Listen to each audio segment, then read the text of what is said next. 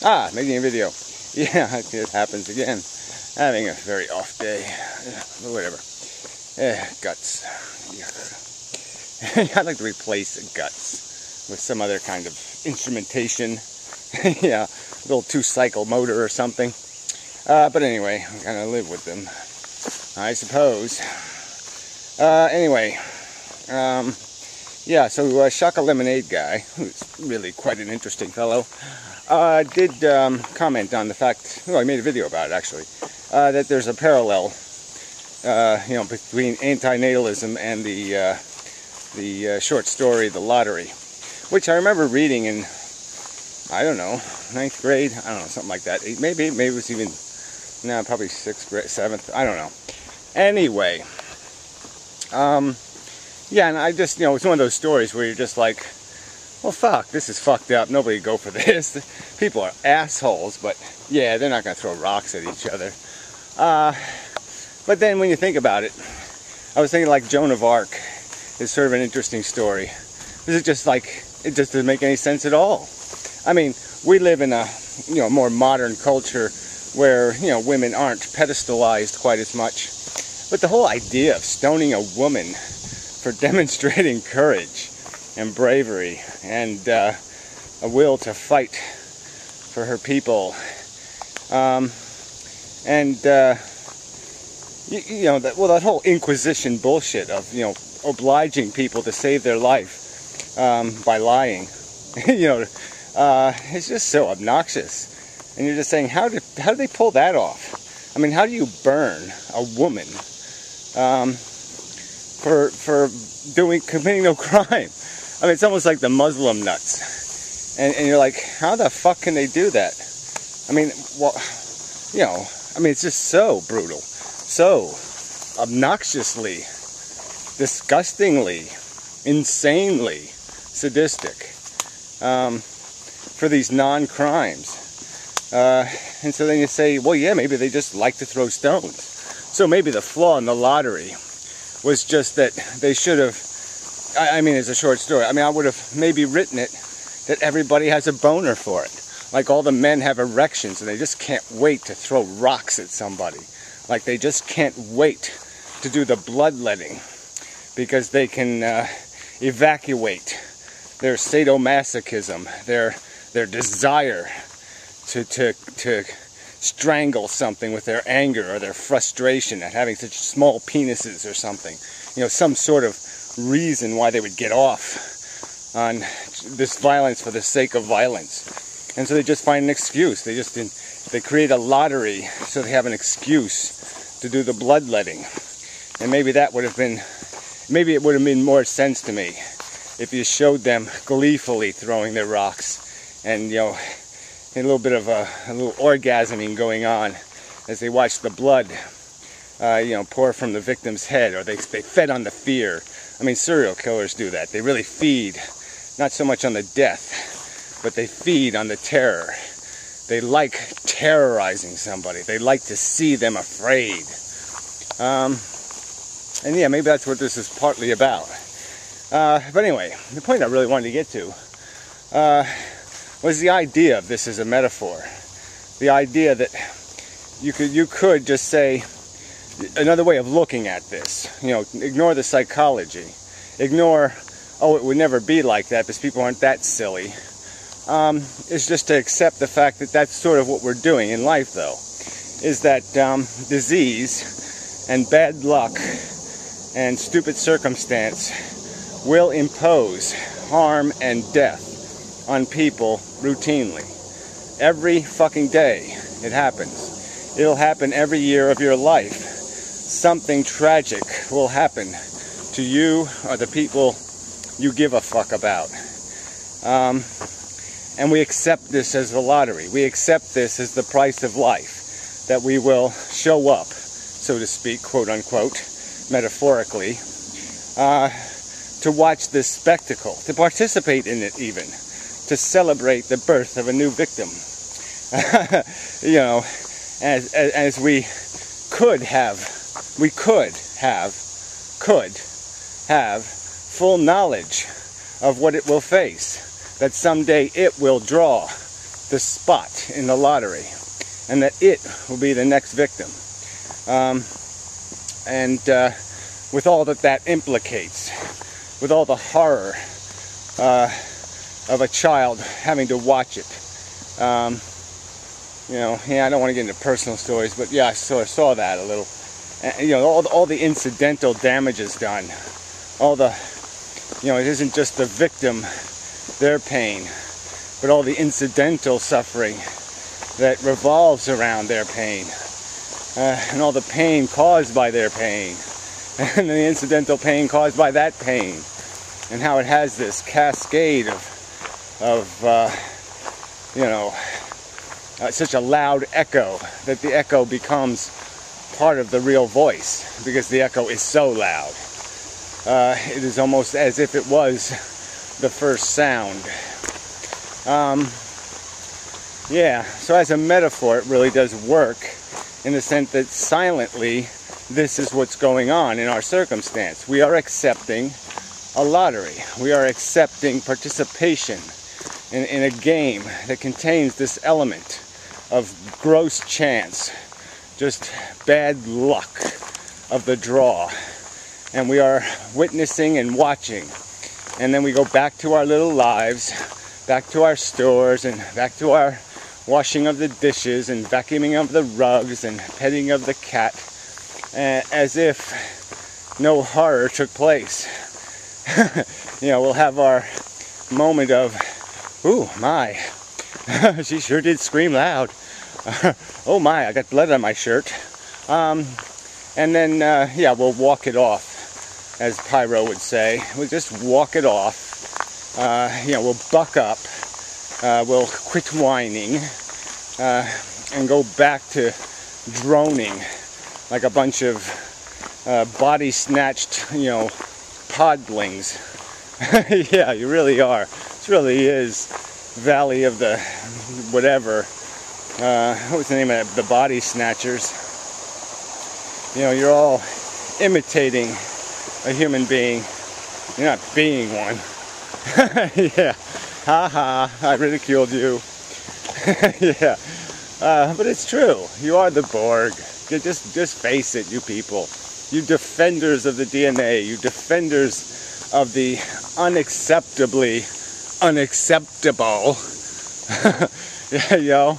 You talk and you empathize, and yet you do nothing. You won't utter those words. It is not acceptable. Acceptance is not an option. But no, we're not going there. That sort of reminds me, I hate to change the subject in the middle of the video, but what the hell? Because I really don't want to make a separate video on this subject. But there's been all these London riots. And a lot of people have made videos. I haven't seen them all. But I assume they're basically saying the same thing. Oh, these hoodlums, they're just capitalizing on a bad circumstance. Blah, blah, blah, blah, blah. But what I see is such a joke. Because these riots have exactly as much substance and merit as the riots that took place in Libya, or the riots in Syria. They're just as empty. And the only difference is that our civilized nations are willing to pay the rioters to burn more cars and to shoot politicians. Yeah, shoot the government. Kill your president. So why don't we pay the rioters in London? I think our CIA ought to do that. I think it ought to rush over there with some money and pay the rioters, give them a pirate contract for the goodies. They can have the crown jewels and all the rest of that shit if they can take out the prime minister. And game on. Let's foment a revolution and free the British people from the monarchy and their silly politicians. Yeah, let's give them freedom. Or something like that, right? Yeah, let's give their country to a bunch of thugs, like we're doing in the rest of the world. What a cool idea. Yeah. So anyway,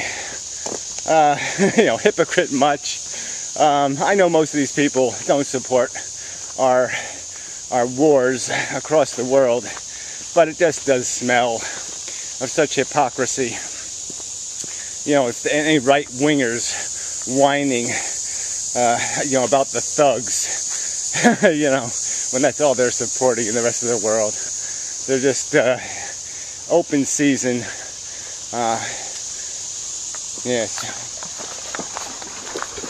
Hey, pup. What a nice dog. Oh, let's see. Let's say hello. Yes, pretty dog. Yeah, golden retrievers. Gotta love them. Anyway, really, it's my favorite breed of dog. Dumb as a fucking post, but I mean, they'll jump on things for you. Like if there's a frog in the path, they'll jump on it. Anyway, where was I? Rioters, yeah. So anyway, I just find that so bogus. But here's just another one of these things where, in one circumstance, like this lottery thing, people go, "Oh, those people are insane. Nobody would get into a lottery just to throw rocks at people for no good reason." And they're just not getting it. That's the game we're in, you fuckwits. It's the same difference, just a different Twilight Zone locality. Locality? Locality, that's pretty good. I like it, locality. Yeah, so you change the time-space dynamic, fiddle with a few dress codes, and it's pretty much exactly what we're doing. When you're endorsing the little community called humanity and its perpetuation, you're just signing all your little kids up for the lottery. You're just signing your neighbors up for their day of doom. And, then there's always going to be the perfectly obnoxious, "I've been in the lottery 77 years. Yes, and so you're arrogant and an asshole. Yeah, because you've gotten lucky. And how many people play that game? Yeah, they don't suffer the worst of it. So of course they're going to endorse the game because they know they've gotten off lucky. Puke. But anyway, I mean, even in the most benign circumstance, even a positive lottery, like a regular town lottery or state lottery, or now country lottery, is just such a lie. It's commit 6 million tiny murders, okay, to justify the theft perpetrated by one individual. Doesn't account to anything. It's a silly, on its face, insanely stupid thing to be doing. And yet people do it. They keep saying it makes sense somehow because it's ours. It's our tradition. It's our bag of bullshit. It's our silly notion. But yeah, this is always the way it is. People are so habitized by culture. Culture does own us in so many respects. I've done it myself. I mean, you lament like some horrible business and it'll close and you're like, oh fuck. Even though it sucked, you just don't want it not there anymore. Or even a bad neighbor or some other. It's just like this change is just so unsettling and irritating. There's probably better examples of where you just don't like some tradition broken, even though you can't rationally come up with one excuse for it to continue, beyond the fact that you're comfortable with it, that you've acclimated to it.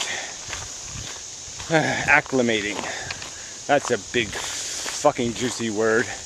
Acclimation. Yeah. Maybe we should have a board game called Acclimation. Yeah. Because that's all you fuckers are. You're victims of acclimation. You have acclimated to a silly, preposterous, nonsensical circumstance, and you just don't know how to get out of your acclimation problem. Your acclimation psychology.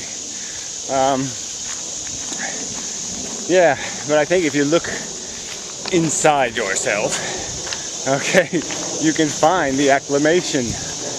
You can find the little ball of bullshit that clings you to this world, that clings you to the game. that clings you to the idea of purpose. And that little piece of bullshit is probably going to have something to do with your ego, with feeling like what you have done has been, you've taken the right roads, or you've done your best, or some other bullshit notion in your head that you use to defend your existence. And if you don't keep the acclamation in your head, yeah, you'll reveal the fact, oh yeah, I was a moron. And you don't want to look at that. You know, you want to keep it, deluding yourself into thinking, oh, I really always kind of knew what I was doing. I just wasn't doing it until until everybody told me I had to do it. Yeah, but you'll just keep pretending that you were always as brilliant as you are now. Anyway, pitiful. Well, it's not pitiful, it's human. I don't fault you for being human. But yeah, come on. The psychology shit is up. You really can't keep using textbook, cliche, psychological traps and the revealed Freudian banana peels.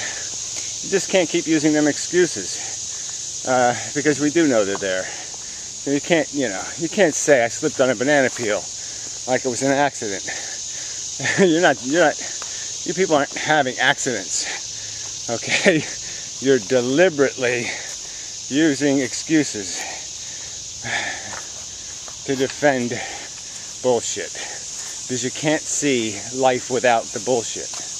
And it's there. You can still live it. You can still smell the grass and roll in it as long as there's no dog do in it. Yeah, you can still do all that crap. And honor the truth. You really can. So anyway, long video. Fatigued.